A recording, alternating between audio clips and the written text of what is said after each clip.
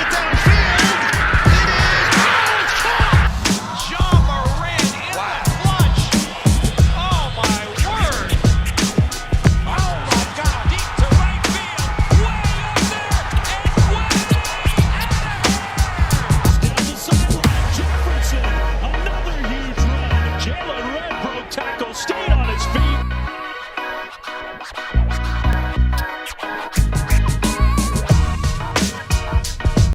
What's going on, everyone? Welcome back to another episode of Blake's Take with me, Blake Neiman. And this year, the Lakers have not only been a disappointment to the city of Los Angeles and the Laker fan base, they have been a disappointment to the game of basketball as a whole.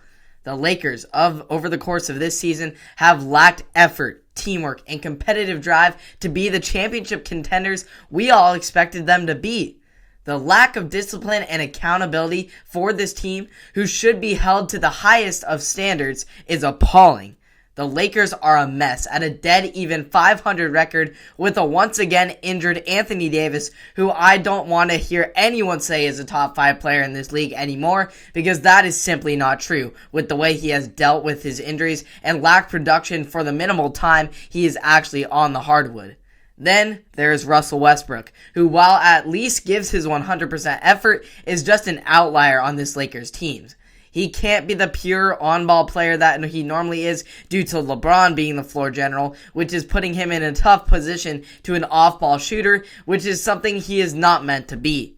Unfortunately, we continue to see time and time again that Westbrook is a star on bad teams, but somehow is a cripple to good ones. He continuously has a poor shot selection, is in the wrong place at the wrong times, and can't seem to play a role off the ball or on the other side of the ball, being the defensive liability and a turnover machine. Clearly, he is a misfit on this championship contenders.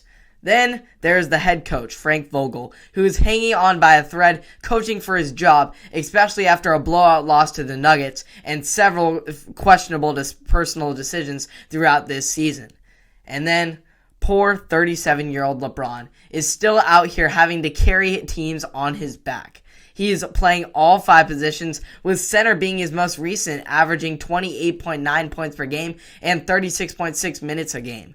But I would like to say LeBron knew what he was getting himself into in bringing Westbrook to LA, and just this season of LA as a whole, with all the veterans and kind of older players and not the star production that he was used to having with those other pieces he had on that championship bubble run in 2019. Also, the league was a lot different. Klay Thompson wasn't back, and Brooklyn hadn't formed their super team, and a lot was different at the time.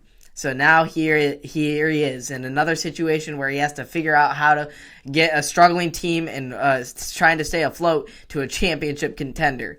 We have seen him do it time and time again. We'll see if he'll be able to replicate it this season, or has the time finally run out for LeBron's quest at another ring. LeBron has proven me wrong before, and I wouldn't be surprised if he does it again. But to fix this mess in LA halfway through the season would be quite a task. So I hope y'all enjoyed that. We'll see if the Lakers can pick things up in the second half of the season after the All-Star break, and we'll see if they even get many All-Stars. Russell Westbrook ain't one. LeBron will be one.